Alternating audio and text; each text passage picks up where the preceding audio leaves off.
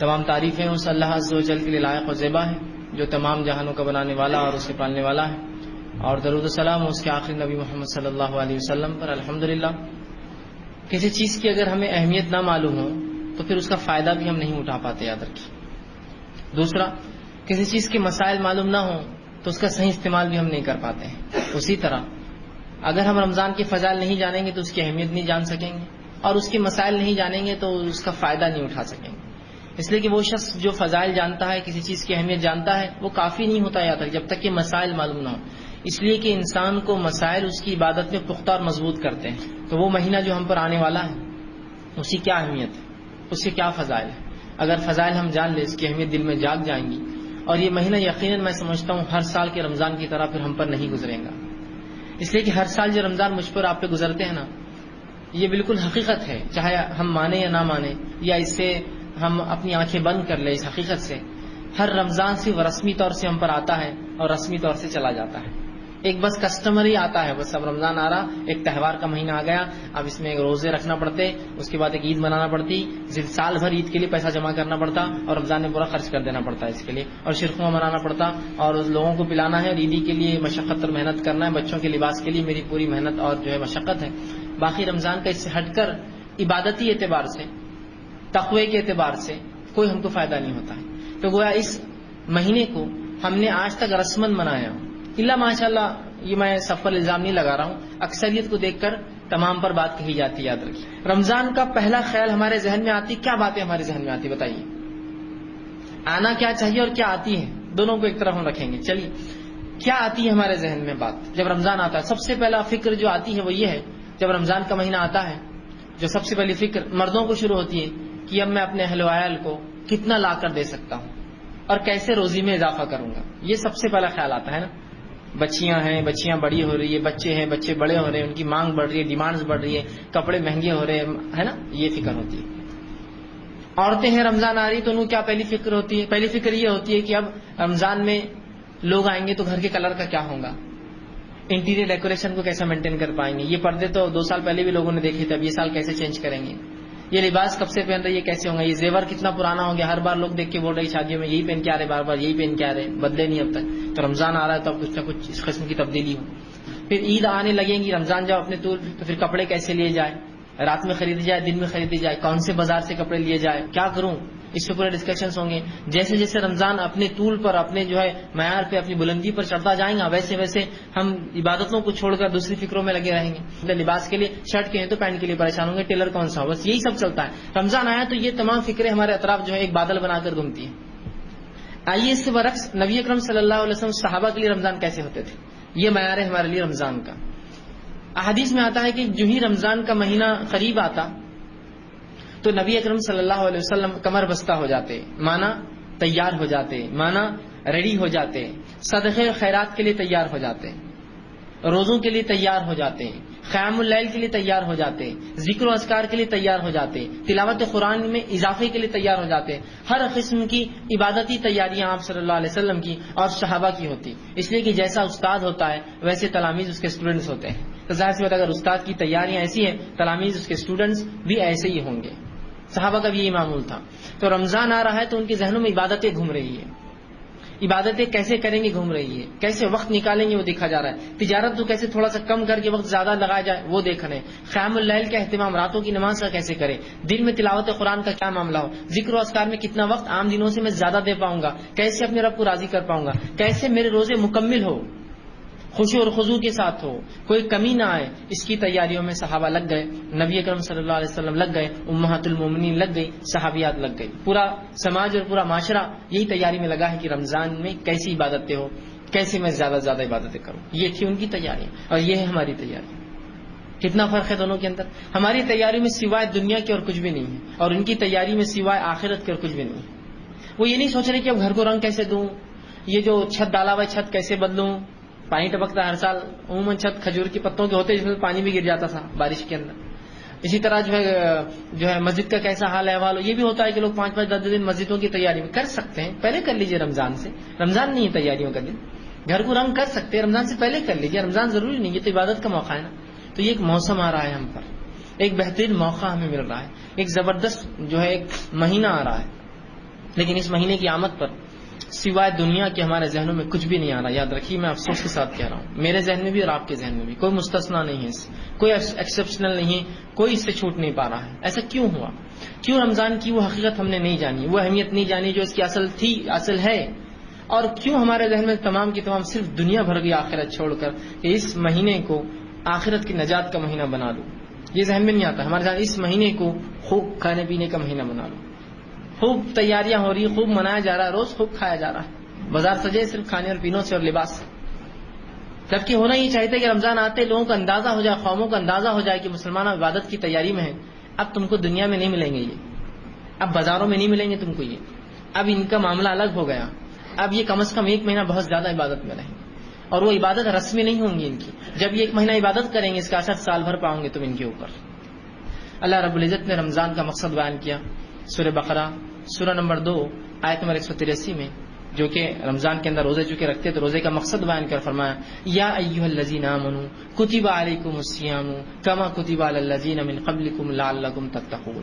اے وہ لوگوں جو ایمان لائے ہو, روزے تم پر فرض کیے گئے جس طرح تم سے پہلے کی امتوں پر فرض کیے گئے تھے تاکہ تم اللہ کا تقوی, اللہ کا ڈر, اللہ کا پاس و لحاظ اختیار کرو.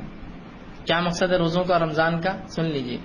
یا ایھا الذین آمنوا, اے وہ لوگوں جو ایمان لائے ہو, کتب علیکم الصیام, تم پر روزے فرض کیے گئے, کما کتب علی الذین من قبلکم. اور یہ کوئی نئی بات نہیں ہے, ہم نے صرف تم پر روزے فرض نہیں کیے, تم سے پہلی امتیں بھی روزے رکھتی تھی, ان کو بھی ہم نے یہ عمل دیا تھا. کما کتب علی الذین من قبلکم, جیسے کہ تم سے پہلے کے لوگ روزے رکھتے تھے. لعلکم تتقون, اس کا مقصد یہ تھا کہ تم اللہ کا ڈر اختیار کرو, پاس و لحاظ اختیار کرو, تقوی اختیار کرو. تقوی روزے کا مقصد ہے, تقوی رمضان کا مقصد ہے, تقوی روزے کا پیغام ہے, تقوی رمضان کا پیغام ہے. اللہ رب العزت نے بار بار اس پیغام کو قرآن میں دہرایا, یا ایھا الذین آمنوا اتقوا اللہ, اے وہ لوگوں جو ایمان لو اللہ کا ڈر تقوی اختیار کرو, اور بار بار اس جملے کو دہرایا. تو اللہ کا تقوی سمجھیے, اس بات کی بڑی اہمیت ہے. آپ کہیں گے اتنا سا مقصد, عظیم مقصد ہے یہ. اللہ کا ڈر جب انسان میں آ جاتا ہے تو حرام اور حلال کی تمیز کرنے لگتا ہے, دین اور شریعت اور جو ہے دنیا کے اندر وہ فرق کرنے لگتا ہے, دنیا پہ آخرت کو ترجیح دینے لگتا ہے, حرام حلال کی تمیز کرتا ہے, دھوکے بازی, جھوٹ اور تمام وہ خصلت رذیلہ جس کو کہتے ہیں, بری خصلتیں, ان سے احتیاط کرتا ہے. اور وہ خصلتیں جن کو حسن خلق کہتے ہیں, اچھی اخلاق, اچھی باتیں, اچھی خصلتیں, اچھی عادتیں اپنے نفس میں پیدا کرتا ہے. اس کے ہر عمل سے چھلکتا ہے کہ اللہ کا ڈر رکھنے والا ہے, اور ہر بار آخرت اس کے ذہن میں ہوتی ہے کہ یہ کروں گا تو اس کا اثر آخرت پہ کیا ہوگا, یہ کروں گا تو اس کا آخرت پہ اثر کیا ہوگا. تو اللہ کا ڈر بڑی عظیم چیز ہے. اور یہ ایک مہینے کا پیریڈ 29 دن یا 30 دن بولیے, شرعی اعتبار سے ایک مہینہ ہی ہوتا ہے. یہ ایک مہینے کا جو پیریڈ دیا گیا, یہ جو وقت ہے یہ تقوی اختیار کرنے کا وقت ہے, یہ تقوی کو سیکھنے کا وقت ہے, یہ تقوی کو اپنی نفس میں ڈالنے کا وقت ہے, اور سارے سال پھر اس کا اظہار کرنے کا وقت ہے. یہ نہیں کہ رسمی طور سے پورا مہینہ میں نے تقوی اختیار کرو پھر چھوڑ دیا. اندازہ لگائی, جو انسان ایک مہینہ تقوی اختیار کر سکتا ہے, ایسے کیا ہو گیا ایک مہینے بعد جو اس نے اچانک تقوی کو اتنا زبردست انداز سے چھوڑا, سوائے اس کے کہ اس نے اس کو اہمیت نہیں دی ہوں گی, رسمی طور سے یہ کام کیا ہوگا. جو شخص ایک مہینے تک 5 وقت کی نمازیں پڑھتا ہے, ایسا کیا ہوا اس سے 31ویں دن یا 30ویں دن روزہ مطلب رمضان ختم ہونے کے بعد, مہینہ ختم ہونے کے بعد, کہ اس کی زندگی کی کایا پلٹ گئی اور وہ ایک بھی نمازیں نہیں پڑھتا, سوائے اس کے کہ جو مہینہ گزرا اس نے اس کو بغیر تقوی کے گزارا, بغیر اس کے صرف رسمی دکھاوے کے لیے سب کام کیا. 30 دن ٹریننگ کے بعد بھی اگر کوئی ایسا کرے تو عجیب بات ہے نا, وہ چیز پیدا نہیں ہو سکی ہم میں, اس لیے کہ وہ تقوی غائب ہے ہماری زندگیوں سے. وہ جب نہیں ہوتا ہے تو رسمی ہوتی ہے چیزیں. تو جو تقوی ہم رمضان میں اختیار کرتے ہیں نا وہ رسمی ہے. اگر وہ حقیقی تھا تو اس کا اثر زندگی بھر چھلکتا, سال بھر تو چھلکتا ہی, زندگی بھر چھلکتا, اور اگلے سال تک جو کوتاہیاں ہوتی پھر وہ رمضان آپ کو فریش کر دیتا, ریفریش کر دیتا, آپ کی اصلاح کر دیتا اور ایک بہترین انسان بنا دیتا آپ کو. اور ہمیں لیکن ایسا نہیں ہو پا رہا ہے. رمضان آ رہا ہے اور جا رہا ہے, آ رہا ہے اور جا رہا ہے, بس کتنے پتہ نہیں زندگی میں ہمارے گزر گئے.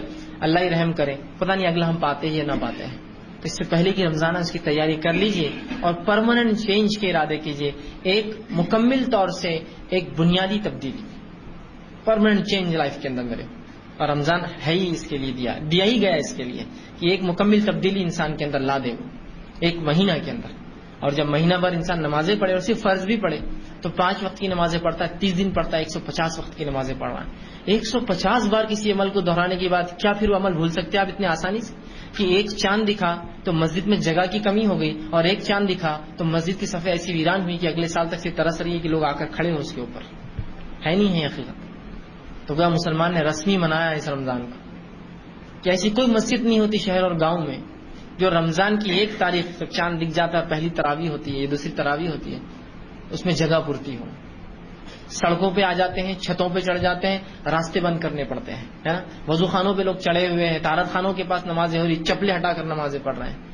لیکن اسی کے بعد ایک اور چاند دکھتا ہے جو کہ شوال کا چاند ہوتا ہے، عید کا چاند بولتے ہیں اسے. اس عید کے چاند کی عشاء اور اس رمضان کے چاند کی عشاء کا فرق یہ بتاتا ہے کہ مسلمان نے رمضان رسمی منایا، حقیقی نہیں منایا. اگر حقیقی مناتا تو 150 بار جو عمل اس نے کیا مسجد میں جا کر ہر روز 5 بار، اتنے جلدی نہیں بھول سکتا اس عمل کو. اتنے جلدی کوئی انسان نہیں بھول سکتا، یہ ہو ہی نہیں سکتا. رمضان دیا گیا مغفرت کے لیے، لیکن ہر مغفرت کے دعوے کو، ہر مغفرت کے وعدے کو جو اللہ رب العزت نے اس امت کو کیا ہے، اس مغفرت کے وعدے کو امت مسلمہ نے گناہ کرنے کا لائسنس سمجھا ہے. تو رمضان جب آیا تو رمضان کو ہم نے سمجھا اس مہینے میں ہم گناہ دھو سکتے ہیں، یقیناً دھو سکتے ہیں، لیکن ہم نے اس کو رسمی دھویا کہ رمضان کے مہینے میں گناہ دھو اور پھر رمضان کے بعد سے شروع کر دو. اگلا رمضان آئے گا پھر دھو، پھر رمضان کے بعد پھر شروع کر دو، اور اگلا رمضان آئے گا پھر دھو، اور اس کے بعد پھر کر دو. اسی وجہ سے یہی حالات کو دیکھ کر شاید وہ مثال بنی کہ 100 چوہے کھا کر بلی چلی. آپ سمجھتے ہیں کیا بولا؟ مطلب بہت اپنے آپ کو گناہ میں ڈال دیا، ہزاروں لاکھوں کو لوٹ لیا، اور پارسا بننے کے لیے پھر ایک عبادت کر کے آ گئے، اور آنے کے بعد پھر وہی گناہ میں ملوث. تو ہر اللہ کے وعدے کو مغفرت کے ہم نے گناہ کا لائسنس سمجھا ہوا ہے. ارے اس کا مطلب تمہارے گناہ معاف ہو گئے، ماشاءاللہ، حج کر کے آ جاؤ، پھر اب کرو نا نئے گناہ. پھر اچھا اس کا مطلب یہ. اور مولوی صاحب نے بولا پچھلے پورے معاف ہو گئے، مطلب آپ تم کر سکتے ہو. اللہ کے بندوں کے حق کبھی معاف نہیں ہوتے ہیں، حتیٰ کہ اللہ کے بندوں کے حق اللہ بھی نہیں معاف کرتا. مطلب میرے کو ان سے معافی مانگنا پڑیں گی ذاتی طور سے، اور وہ چیز دینا، وہ وعدے پورے کرنا پڑیں گے جو کیے تھے. تو رمضان پھر مغفرت کا ایک مہینہ آ رہا ہے، لیکن اس مغفرت کو پھر ہم نے سمجھا یہ گناہ کرنے کا لائسنس ہے، گناہ کرنے کے لیے وجہ ہے رمضان. تو رمضان ایک ایسا مہینہ اپنے لیے بنا لیجئے جو ایک پرماننٹ چینج، ایک ایسی تبدیلی میری زندگی میں لائے کہ میں واقعی میں پلٹ جاؤں، پورا رمضان مجھے جو ہے پھیر دے، ایک عجیب انسان بن جاؤں رمضان کے بعد میں. تو کوشش کریں اس رمضان کو وہی رمضان اپنے لیے بنا لوں میں جو میری زندگی کو تبدیل کرتے. رمضان کا مقصد ہے اللہ کا ڈر اختیار کرنا، اللہ کا تقوی، اور تقوی کا ایک معنی پاس و لحاظ. پاس و لحاظ کس اعتبار سے؟ آپ ایک بس میں سوار ہیں اور ایک بوڑھا انسان اس بس میں سوار ہو جائے تو اس بوڑھے انسان کی عمر کا پاس و لحاظ رکھتے ہوئے اپنی جگہ چھوڑ دیتے ہیں. پاس و لحاظ. ایک کمزور انسان کو دیکھ کر اپنا کھانا آپ اس کو دے دیتے ہیں، اس کا پاس و لحاظ رکھتے ہیں. تو اپنے رب کا پاس و لحاظ ہے تقوی، کہ جس نے مجھے پیدا کیا اس کا لحاظ رکھو، جو وہ چاہتا ہے وہ کرو، جو نہیں چاہتا ہے مت کرو. یہ لحاظ ہے. تو یہ بھی تقوی کا معنی پاس و لحاظ رکھنا کسی ذات کا. اللہ کا پاس و لحاظ رکھو، ڈر اختیار کرو اس کا. تو رمضان کا مقصد اللہ کا ڈر ہے. اور اگر 30 دن ڈر ہم نے اختیار کیا اور 31ویں دن وہ ڈر باقی نہ رہا تو یہ ڈر رسمی تھا. رسمی سمجھتے ہیں نا کوئی چیز کسٹمری چل رہا ہے تو ایسا کرنا پڑتا ہے، کیوں نہیں معلوم. ویسا نہیں ہونا چاہیے، معلوم ہو مجھے میں کیوں کر رہا ہوں اور اس کے کیا فائدے ہیں، اور میں اپنے آپ کو بدل رہا ہوں. تو یہ ایک مہینہ ٹریننگ کے لیے.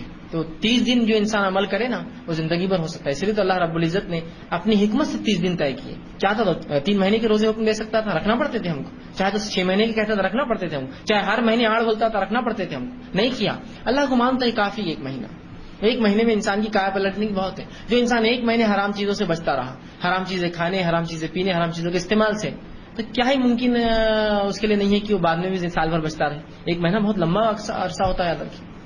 تو رمضان کو ایک موقع بنا لیجیے اب اپنی زندگی کو تبدیل کرنے کا. یہ رمضان آئے گا بس فلاں فلاں حرام کاریاں مجھے چھوڑنا ہے، فلاں فلاں نیکیوں میں اضافہ کرنا ہے. اگر یہ بھی طے کر لینا اور ہر رمضان کچھ نہ صحیح تو 2 بڑی بڑی نیکیوں میں اضافہ کر لے اور 2 بڑے گناہ بھی چھوڑنے کا طے کر لے. میں یہ نہیں کہہ رہا ہوں کہ مطلوب ہے کہ 2 ہی چھوڑے پھر 2 چھوڑے پھر 2. نہیں، مطلوب تو یکا ایک ہے، لیکن کم از کم کچھ نہیں سے کچھ صحیح جو بولتے ہیں نا، تو وہ مثال کے تحت کچھ نہ تو کچھ صحیح، کم از کم 2 گناہ کبیرہ بھی چھوڑ دے تو 10 سال میں بہت بڑے بڑے کبائر. اور انسان بہت زیادہ کبیرہ نہیں کرتا ہے زندگی، 10 20 15 20 اس کی زندگی میں ہوتے ہیں. تو 10 سال کے رمضان اس کو ایک اچھا مسلمان اور مومن بنا دیں گے کہ بھائی یہ 2 چیزیں کہ میں جھوٹ بولتا ہوں اور دھوکہ دیتا ہوں، اب نہیں. یہ رمضان کی بات نہیں. بندوں کے حق اب نہیں ماروں گا. اور 2 اضافے نیکیوں میں کرنا ہے. نماز کی پوری پابندی ہوں گی اور تلاوت قرآن میں مسلسل کرتا رہوں گا معنی کے ساتھ. ختم. اب یہ تبدیلی 2 ہی سوچیے آپ, یہ بہت بڑا چینج لائیں گے, پوری زندگی کا کایا بدل دیں گے, بالخصوص نماز. اس لیے کہ نماز وہ عمل ہے جو انسان کو فحش اور منکر, گندگی, بے-حیائی, برائی اور خراب کاموں سے روکتا ہے.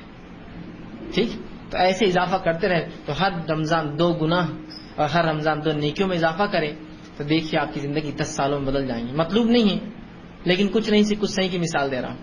مطلوب تو یہ کہ رمضان آتے ہی زندگی کا پلٹ جائے. اب جتنی گناہ تھے ماں سے چھوڑوں اور جتنی نیکیاں ہو سکتے اتنے کروں, یہ میرا ایک منشا ہو, میرا یہ مشن ہو اس کے لیے.